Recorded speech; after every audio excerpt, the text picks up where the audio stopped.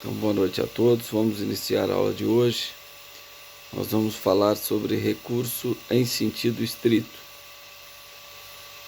que é um recurso importante, também de larga utilização no processo penal. Está por aí? Pois não.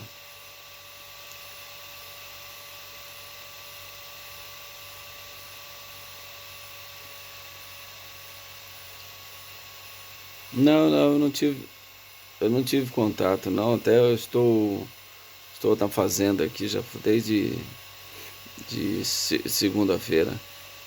Eu nem estou em Ribeirão. Mas assim, eu acho que é um pouco de fadiga realmente das aulas, sabe? Aula de ontem à noite eu forcei demais a conta em processo 1, matéria muito pesada, então acaba às vezes acontecendo isso, né? Mas a situação, não, a situação não está fácil, mas agradeço a preocupação, muito obrigado, tá bom? Tá ok, te agradeço. Vamos lá. Então nós vamos falar do recurso em sentido estrito. Ele está previsto aí no artigo 581 do Código de Processo Penal. É um recurso de larga utilização, que cabe tanto das decisões interlocutórias como sentença. Tá? Então aqui o recurso de apelação é residual. O que não couber recurso em sentido estrito e uma das hipóteses de cabimento do artigo 581, cabe apelação. Tá? Então, a apelação nesse caso é residual em relação ao recurso em sentido estrito. Tá? Mas o que eu quero fazer uma colocação, e aí é uma colocação histórica, para que vocês possam entender que em 1984, através da Lei 7.210 de 84, houve uma reforma na parte geral do Código Penal. Então, criou-se a Lei de Execução Penal, a Lei 7.210 de 84, e ocorreu uma reforma na parte geral do Código Penal, certo? E esta lei criou também um recurso, que é o recurso de agravo à execução, previsto lá no artigo 197 da LEP, né? Então, esse agravo à execução está previsto lá na LEP desde 1984. Então, tem muitas hipóteses do artigo 581 que já não cabe mais recurso em sentido estrito. Então, eu vou comentando uma a uma com vocês e vai chegar um momento que eu vou dizer, olha, podem riscar porque esta hipótese não cabe mais, né? Porque a partir de 84, então, criou-se a Lei de Execução Criminal, criando o agravo. Então, todas aquelas matérias que são objetos do juiz da execução, ou seja, as matérias decididas pelo juiz da execução, por exemplo, livramento condicional, suspensão condicional da pena, reconhecer a prescrição se for ou negar o reconhecimento se for na execução, caberá sempre agravo à execução. Tá? Então, no decorrer do estudo, eu vou falando para vocês, olha, o que cabe recurso em sentido estrito e que não tem mais aplicabilidade, porque cabe agravo à execução, certo? Mas o que aconteceu? Mas por que está escrito no artigo 581? Porque justamente a Lei 7.210 não revogou expressamente esses incisos. Deixou, né, a lei só criou agravo para todas as decisões do juiz de execução. Cabe agravo à execução, né, exceto despachos, né, mas cabe agravo à execução. Então, as matérias pertinentes à execução não cabem recurso em sentido estrito e cabe agravo à execução, tá bem? E outra questão que nós temos que analisar é se esse rol de hipótese de cabimento do artigo 581, ele é taxativo ou é meramente exemplificativo, né? Porque se for taxativo, pelo próprio princípio da taxatividade, não caberia recurso interdistrito em nenhuma das hipóteses fora daquelas contidas no artigo 581. Não admitiria, por exemplo, uma interpretação extensiva, uma interpretação analógica nos termos do artigo 3º do Código de Processo Penal. Certo? Então, a doutrina diverge nesse sentido, né? Parte da doutrina entende que, por exemplo, Tourinho Filho, o próprio Frederico Marques também defendia essa posição, que, olha, se não fosse taxativo, o legislador não precisaria enumerar. Se ele enumerou quais as hipóteses de cabimento, é porque ele quis dizer que aquele rol ele é taxativo, senão não precisaria da enumeração. Seria aí uma interpretação lógica, né, do dispositivo. Mas não é isso que prevalece. Posicionamento do Supremo Tribunal Federal, de parte da doutrina também, de parte majoritária da doutrina, entende que existe lacunas, essas lacunas são involuntárias, mas deve seguir o espírito do legislador quando elaborou o projeto. De que forma? Eu vou dar um exemplo, vocês vão entender. A primeira hipótese que nós vamos estudar é o 581, inciso 1º, da decisão que rejeitar a denúncia ou a queixa, cabe reze. Ok, não discute isso, a não ser em sede de juizado especial. Porque lá no juizado especial, a decisão que rejeitar a denúncia ou a queixa, cabe apelação ou recurso inominado, nos termos do artigo 82 da Lei 9.099 de 95. Tá certo? Agora, e da decisão que rejeita o aditamento, será que caberia recurso interdistrito? Não está previsto no Código de Processo Penal. Mas será que está na mesma linha que o legislador poderia admitir, mas não o fez porque não teria como contemplar todas as hipóteses? Logicamente que sim. Rejeitou a denúncia ou a queixa, cabe reze, exceto no juizado, e lá cabe a apelação. Mas e se rejeitar o aditamento da denúncia ou queixa? Caberia reze também, porque estaria no mesmo sentido querido pelo legislador, mas não o fez expressamente, porque não conseguiu contemplar todas as hipóteses. Então é uma lacuna involuntária. Agora, se eu falar para vocês entenderem melhor, e da decisão que recebe a denúncia ou a queixa? Não caberia também uma interpretação analógica? Não. Aí está na contramão do que o legislador quer. O legislador fala que cabe da decisão que rejeitar. Eu não posso admitir da decisão que recebe, porque estaria a contrassenso do legislador. Seria uma hipótese que o legislador não quis admitir. Então, se ele recebe a denúncia ou queixa, jamais poderíamos interpor o recurso interdistrito. Mas se ele rejeitar o aditamento da denúncia ou a queixa, é possível, então, que você interponha o recurso em sentido estrito, tranquilamente. Outro exemplo que eu poderia dizer, para vocês entenderem, no artigo 5º fala, tem do 581, quem está acompanhando pode ir lá, fala que da decisão do juiz que indeferir requerimento do Ministério Público para a decretação da prisão preventiva, cabe reze. Então o promotor requereu a prisão preventiva, o juiz indeferiu. Cabe reze, ok? Tudo bem. Agora, se eu perguntar para vocês, e da decisão do juiz que indeferiu o requerimento do promotor para aplicar medidas cautelares alternativas à prisão. Não está no artigo 581. Mas espera aí, isso é de 2010. Será que o legislador tinha condição de prever tudo isso? Não. Mas está na mesma linha querida pelo legislador? Sim. Então, nesse caso, caberia. Agora, pensamento ao contrário. E a decisão que decreta a prisão preventiva? Peraí.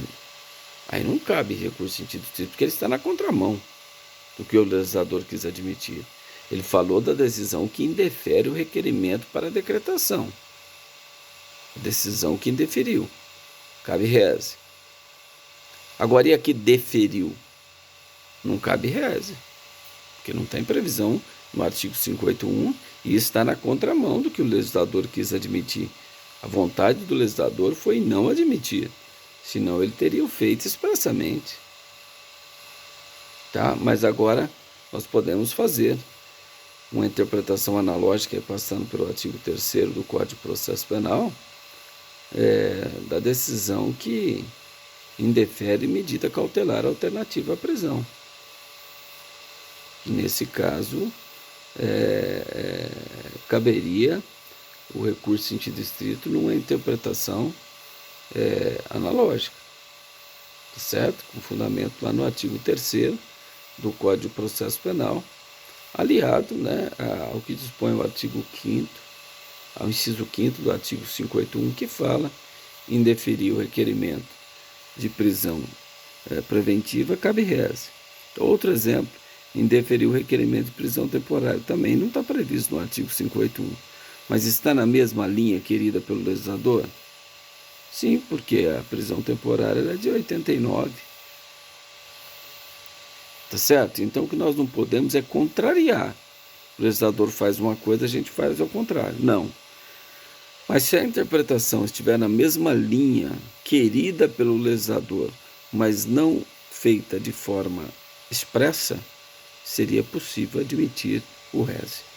Então o Supremo Tribunal Federal já entendeu que esse rol do artigo, entende que esse rol do artigo 581 ele é exemplificativo, mas, portanto, deve estar na mesma linha querida pelo legislador, mas não contida expressamente no artigo 581. Tá? Esse é o entendimento que prevalece. Tá certo? Em relação ao recurso em sentido estrito, artigo 581. Tudo bem? Alguém tem alguma pergunta? Não entendeu? Então, daquela decisão, eu falei, ó, que rejeita a denúncia ou queixa, cabe reze, exceto no juizado que cabe apelação. Tá? Mas e a que recebe? Bom, a que recebe, se não tiver justa causa e o juiz recebeu, habeas corpus, para trancar a ação penal. Então, por exemplo, o juiz recebe uma denúncia de um crime que ocorreu em 1940. Está prescrito. Não há justa causa para ele ter recebido. Então, você entra com habeas corpus visando o trancamento. Agora, ele rejeitou a denúncia ou a queixa. Aí cabe recurso em sentido estrito. Rejeitou o aditamento da denúncia ou queixa. Não está previsto no 581, mas está na mesma linha querida pelo legislador. Mas, portanto, ele não fez expressamente. Tá certo? Isso é muito importante, esse estudo. Tá? Nesse sentido. Tem que fazer essa interpretação. Por isso que o rol é exemplificativo. Mas não podemos ir na contramão. Contrariar o legislador. Se ele fala que rejeitou, cabe reze, se o juiz receber, é contrário ao que o legislador quis admitir, portanto, não cabe reze. Caberia uma ação de habeas corpus para trancar a ação penal. Certo? Tudo bem? E, além dessas hipóteses previstas aí, a lei especial também pode trazer hipótese de cabimento de reze. Né? Por exemplo, nós temos a lei 1521, 51, crimes contra a economia popular, lá no artigo, quando o juiz determina o arquivamento do inquérito policial, nesse caso é possível a propositura do recurso em sentido estrito, né? No caso, quando o promotor, aliás, quando decreta a suspensão da habilitação ou da permissão de dirigir, ou decreta medida cautelar de suspensão da habilitação para dirigir veículo de automotor, nesse caso também são hipóteses de cabimento e rese, que não está no artigo 581. Pois não.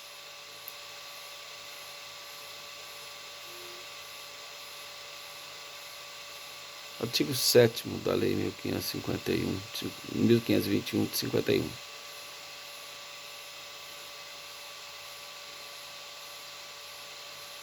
Que eu acabei de falar agora é do Código de Trânsito, né?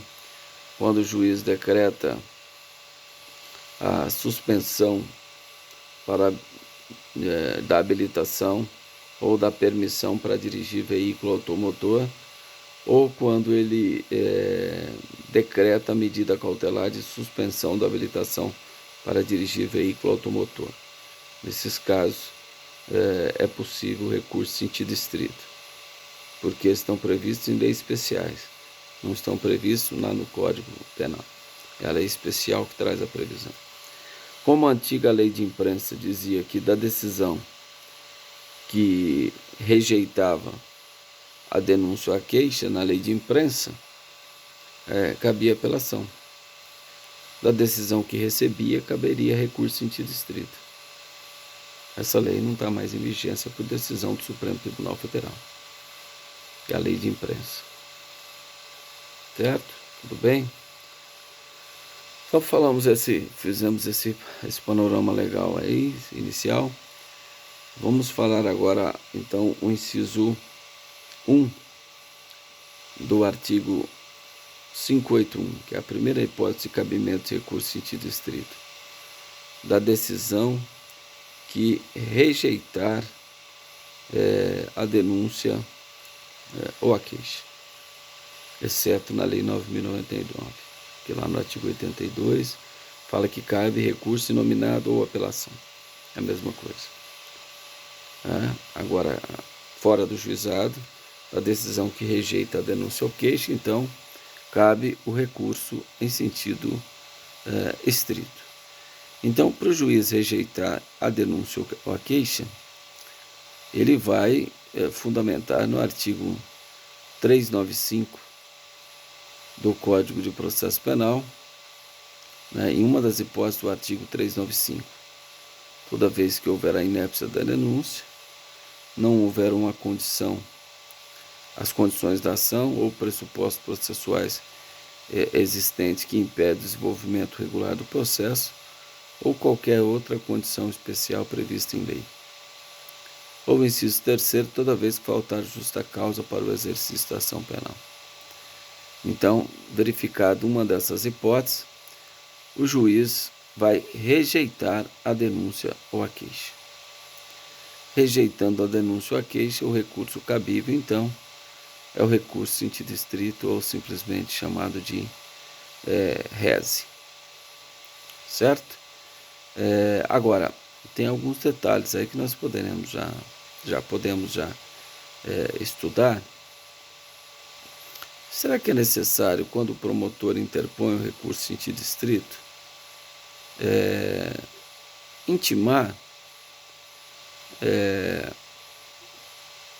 o pretenso réu da ação? Porque, olha, o promotor ofereceu denúncia contra o réu, o juiz rejeitou, então não formou a relação jurídica, juiz, autor e réu. Foi só juiz, autor, e o juiz rejeitou a pretensão do autor. Será que nesse caso é necessário intimar o pretenso réu para responder o recurso do MP? Não, que o juiz rejeitou a denúncia ou queixa, não tem processo. O promotor ofereceu a denúncia e o juiz rejeitou. ou a queixa.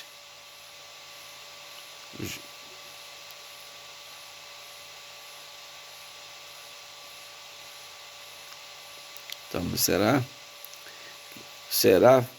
Vamos ler aí, quem pode ler a súmula, inicialmente súmula 707, 709, do Supremo Tribunal Federal.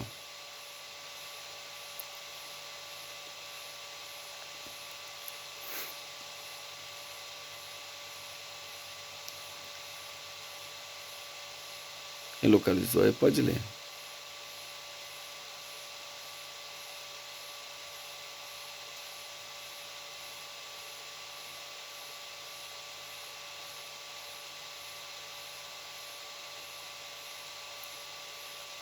Localizaram aí?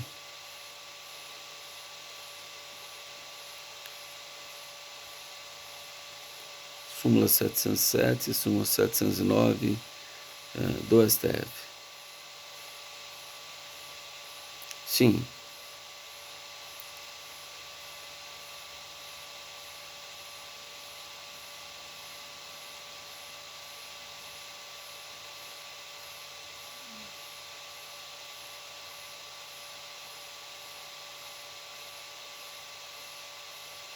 Certo? Então é obrigatória a intimação do pretêncio réu, né? Ele apresentar as contrarrazões de recurso sob pena de nulidade. E a 709?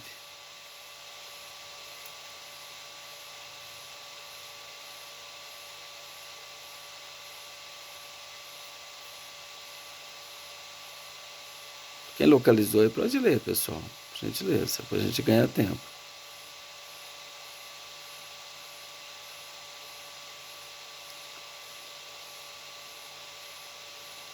Súmula 709.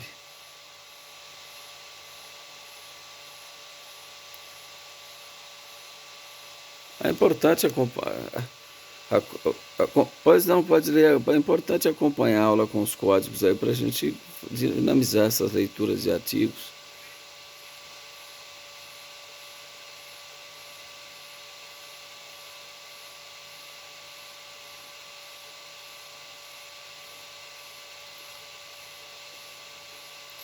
Então, por isso que é necessário a intimação do pretêncio réu, já que a denúncia a queixa foi rejeitada, para que ele responda. Tem um microfone aberto aí, pessoal. Que ele responda a esse recurso do MP, porque a decisão, se determinar, se der provimento ao recurso do MP e determinar o processamento, o acórdão do Tribunal de Justiça ou do Tribunal Regional Federal já vale como recebimento da denúncia. E aí o réu já é citado para apresentar a defesa preliminar.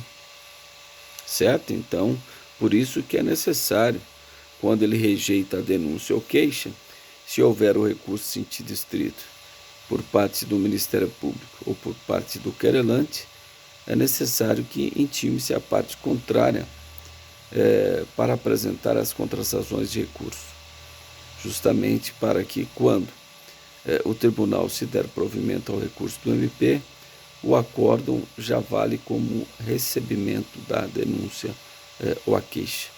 Não é necessário voltar e o juiz despachar recebendo a denúncia ou queixa. O juiz só já determina a intimação do réu para apresentar resposta preliminar. Tudo bem? Então vamos lá, vamos continuar. Então nós falamos do inciso 1, só lembrando que da decisão que rejeitar o aditamento da denúncia ou queixa, também cabe reze, porque está na mesma linha querida pelo legislador, mas não o fez expressamente. Então, existe aí conforme nós já falamos, uma lacuna involuntária, tá? E nesse caso é possível fazer uma interpretação extensiva nos termos que autoriza o artigo 3º do Código de Processo Penal. Tá certo? Agora, da decisão que recebe a denúncia ou a queixa, aí estaria na contramão, não poderia utilizar o reze, porque estaria absolutamente contrariando o que o legislador quis admitir. Portanto, não caberia recurso em sentido estrito, mas caberia, então, o recurso de apelação. O recurso de apelação. Ah, não, desculpa, gente. A ação de habeas corpus para trancamento da denúncia ou da queixa. Tá certo? Então, da decisão que rejeita, recurso em sentido estrito. Da decisão que rejeita o aditamento da denúncia ou queixa, recurso em sentido estrito. Da decisão que recebe a denúncia ou queixa, habeas corpus para trancar a denúncia ou a queixa, né? Quando faltar justa causa para sua existência. Eu dei o exemplo. O juiz recebeu a denúncia ou queixa de um crime que já está prescrito. Então não há justa causa para que o juiz tenha recebido. Certo? Então, nesse caso, o habeas corpus servirá para trancar a denúncia ou a queixa. Tá certo? Então, só não sei se eu falei para vocês, quando a gente lê o caput do artigo 581, fala que da decisão, despacho ou sentença, cabe recurso em sentido estrito. De despacho não cabe recurso em sentido estrito.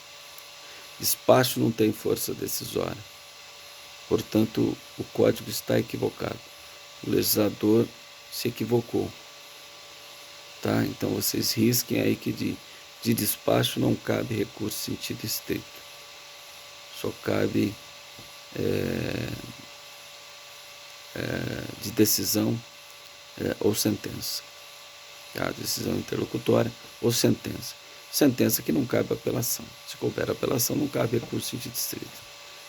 Né? Nós já falamos nesses termos. Então vamos lá, quem pode ler o inciso 2 do artigo 581, mais uma hipótese de cabimento de recurso em sentido estrito.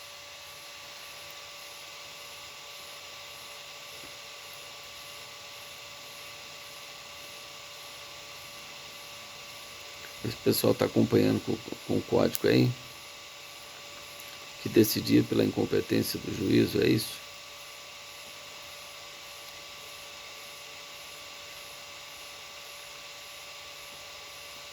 Quem pode ler? Sim, não é isso que está no inciso 2 do artigo 581? E concluir pela incompetência. E o inciso 3? Eu vou explicar os dois, porque não tem como explicar só um.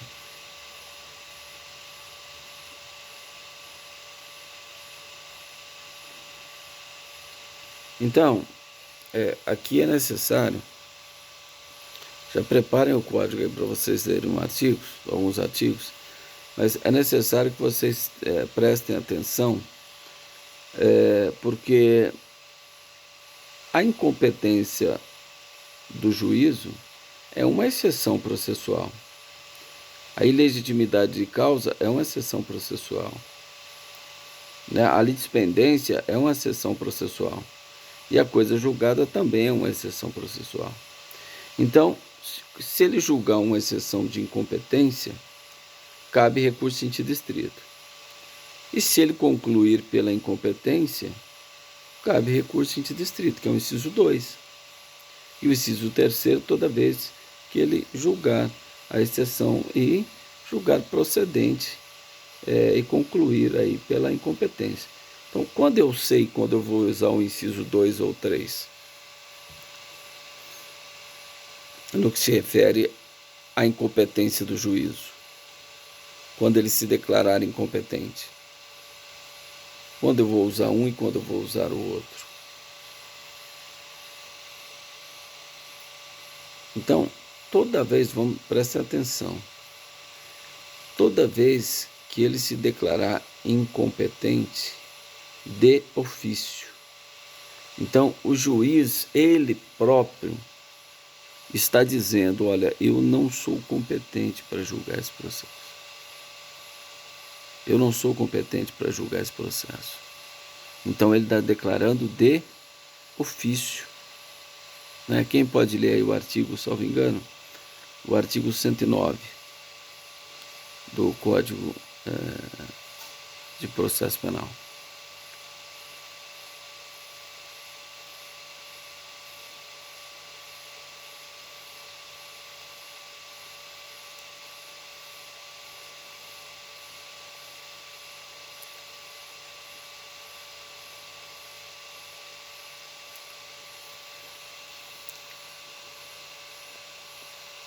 certo? Então, olha, verifiquem aí que, nesse caso, para mim usar o inciso 2 do artigo 581, é toda vez que o juiz declarar-se incompetente de ofício. Agora, para você usar o inciso 3, ele vai declarar a incompetência, mas através de uma exceção promovida pela parte, seja a acusação, seja a defesa, que vai promover ali a exceção processual de incompetência do juízo. É um incidente processual. Então, toda vez que ele julgar procedente uma exceção de incompetência, um incidente de exceção de incompetência, inciso 3º, toda vez que ele se declarar incompetente, eu uso o rese, mas com fundamento no inciso 2º do Código de Processo Penal, e não com o inciso 3º, certo?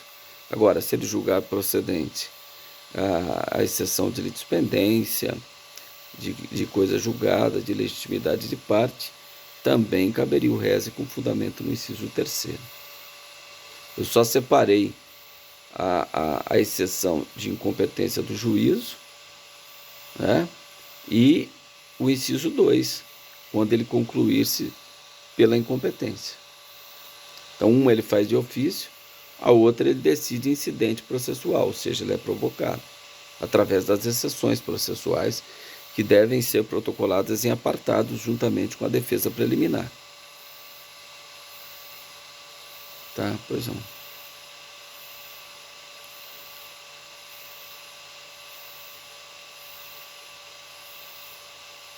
Não é ele que vai alegar, é você que vai provocar, ele vai decidir. Não, é no prazo da resposta da defesa preliminar. Você tem 10 dias para apresentar a defesa preliminar. Nesses 10 dias, você deve opor. É lógico. Como a questão é de ordem pública, ela pode ser reconhecida em qualquer grau de jurisdição, quando a questão é de ordem pública que causa nulidade absoluta. Pode ser reconhecida em qualquer grau de jurisdição. Agora, quando ela é relativa, ela prorroga, ela preclui, certo? Toda vez que estiver diante de uma nulidade relativa, certo? Então, se você não arguir naquele momento correto, está precluso, que é no prazo da resposta à acusação, que é no prazo de 10 dias para você apresentar a defesa preliminar. Juntamente, você tem que apresentar as exceções, seja de competência do juiz, do litispendência, coisa julgada ou ilegitimidade de parte, certo? Salvo a de suspeição, por nada. E o inciso 3º, ele diz o seguinte: salvo a de suspeição. Salvo a de suspeição. Por quê? Porque não teria sentido, se o juiz está falando que ele é suspeito, não teria sentido a parte recorrer para fazer o tribunal obrigar ele a julgar o caso. Que sentido que teria isso? Por isso que o legislador fala aí no inciso 3º, salvo a de suspeição do juízo. Então, toda vez que julgar procedentes as exceções, salvo a de exceção. Porque de exceção, se ele se declarou suspeito, ele não pode ser o juiz do processo. Se ele não pode ser o juiz do processo, como que a parte poderia recorrer para obrigar o tribunal que ele seja o juiz do processo? Não existe isso. Tá? Então aí o juiz deve se comportar nos termos do artigo, salvo engano, artigo 99 e 100. Quem pode fazer a leitura do Código de Processo Penal?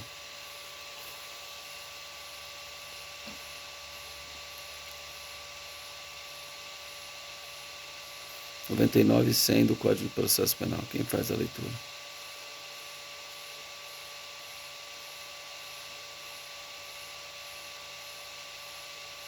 Pode, por gentileza.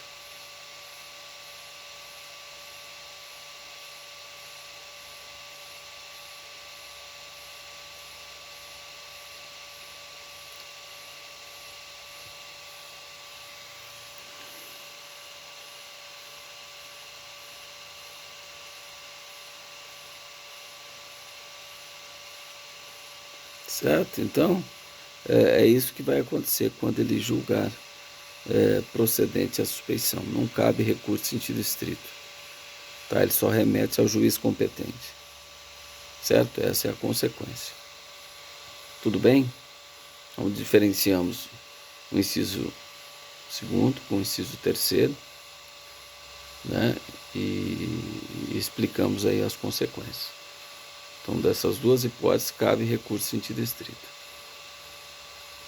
Tá, vamos falar agora do inciso quarto.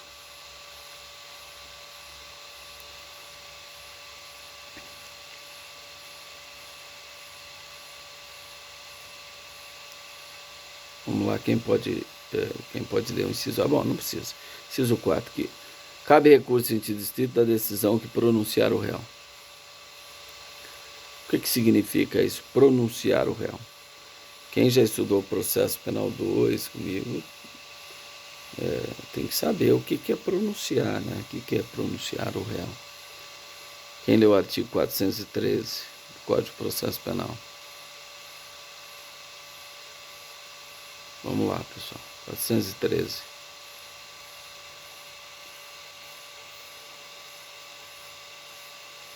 Quem localizar aí já pode ler. 413. Não, 413.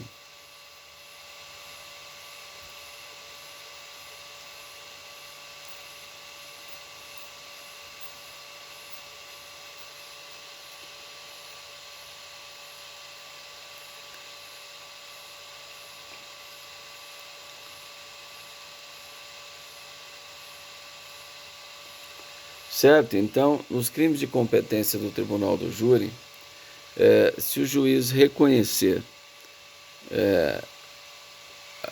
a procedência da acusação, ou seja, que na denúncia ficou demonstrado ao menos indícios de autoria e materialidade, ele vai determinar com que o réu seja submetido ao julgamento pelo egrégio Tribunal de Justiça. Então, dessa decisão, pode ocorrer aí o recurso em sentido estrito, certo? Então, da decisão que mandar o réu ser submetido a julgamento pelo Tribunal do Júri. Porque o juiz, nesse momento, ele pode decidir de 4 formas. Ele pode absolver sumariamente, reconhecendo uma causa excludente da licitude.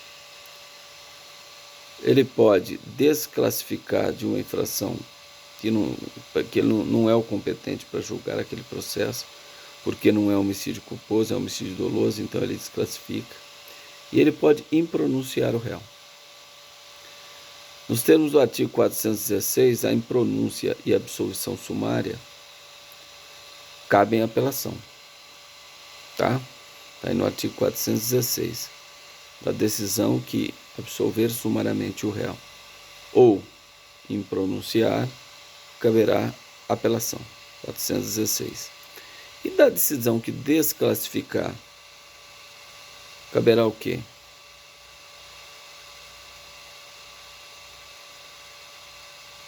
Ele está desclassificando de uma infração que não é de sua competência.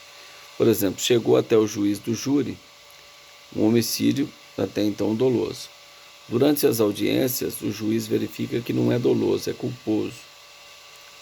E ele não é competente para julgar o homicídio culposo, só doloso. Então ele vai mandar para o juiz singular, porque o juiz singular é o competente para julgar um crime de homicídio culposo, certo? Então, nesse caso, ele está desclassificando uma infração que era de competência do Tribunal do Júri para de competência do juiz singular. Nesse caso, qual recurso caberia?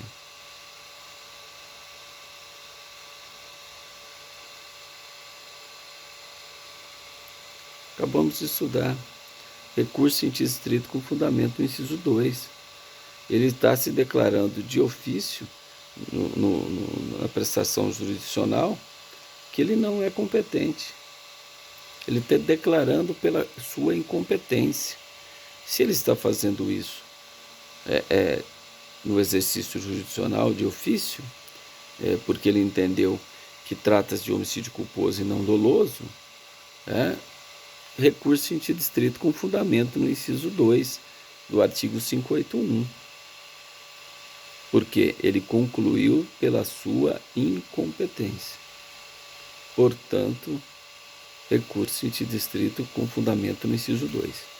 Se ele pronunciar, recurso em sentido estrito com fundamento no recurso no artigo 581, inciso 4º.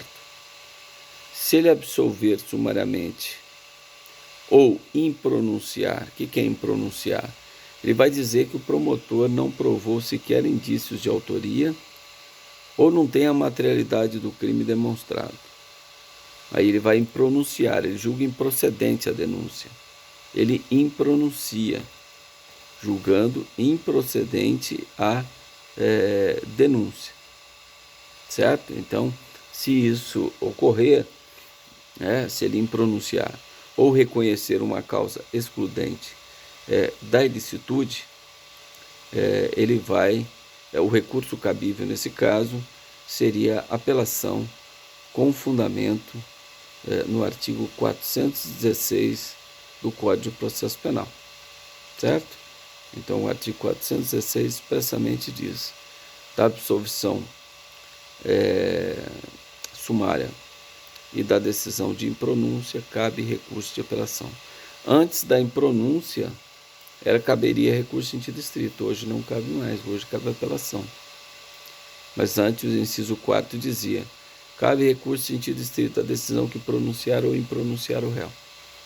Hoje só cabe recurso em sentido estrito à decisão que pronunciar o réu, que mandar ele a júri popular com fundamento no artigo 413 do Código de Processo Penal. Tá certo? Tudo bem? Pois não.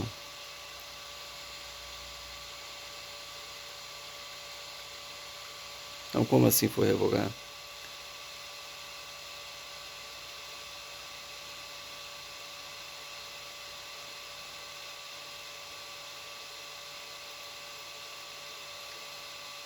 Não. Quando eu falei uma parte histórica para vocês, falei, olha, antes, esse artigo 4, inciso 4º, ele falava que tanto a decisão de pronúncia quanto a impronúncia caberia rese. Hoje não mais. Hoje só cabe rese da decisão que pronunciar o réu, inciso 4º. Da decisão que impronunciar ou absolver sumariamente, cabe apelação com fundamento no 416 do Código de Processo Penal. Apelação. Está no artigo 416. E a decisão que desclassificar para outro crime que não seja da competência do juiz, não só do júri, mas de qualquer juiz, aí você interpõe um recurso em sentido estrito com fundamento no inciso 2 do artigo 581. Tá certo? Tudo bem? Pessoal,